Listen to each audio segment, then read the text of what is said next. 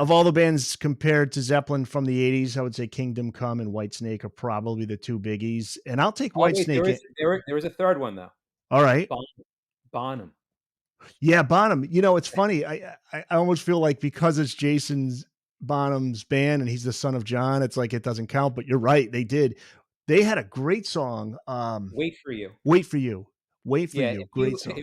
if you go back and listen to that song now, it is preposterous how much they just totally shamelessly The lead ripped off singer, Led yeah. Zeppelin, and it was funny because that kinda put Jimmy Page and also especially Robert Plant in a very, tight spot because both of them were completely making fun of and ridiculing all of the Led clones up till then, and then the band Bonham comes out, and because it has Jason Bonham and it sounds like the most shameless Led Zeppelin ripoff, they both kinda had to, like, bite their tongues a little bit and Right. not say, like, "What the fuck?" But meanwhile, if you listen to it, it it's worse not worse, but it's much more shameless than Great White, Whitesnake, or Kingdom Come. I would say Bonham takes the cake. And they pulled up his drums in the mix, you could tell, way Yeah, up in the mix, he was yeah, the star of the band, there's no he doubt was. Oh, about yeah, that. yeah. But I'll Absolutely, take yeah. Whitesnake any day o over Kingdom Come.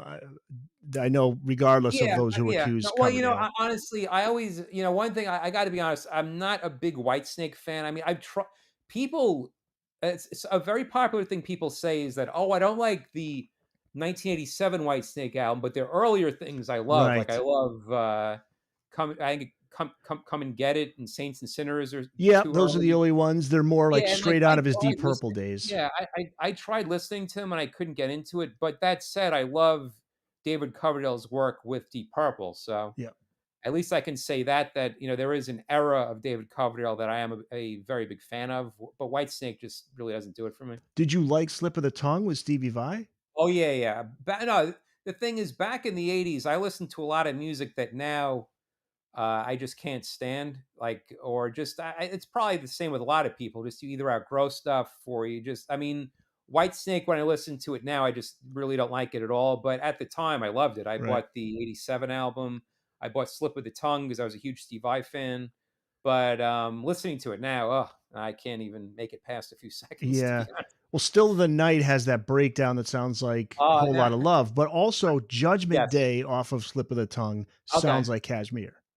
I got to tell you, doing research for this book, like I had not listened to the whole song "Still of the Night" in years, maybe even decades, and I listened to it, and it was an absolute fascinating piece of work.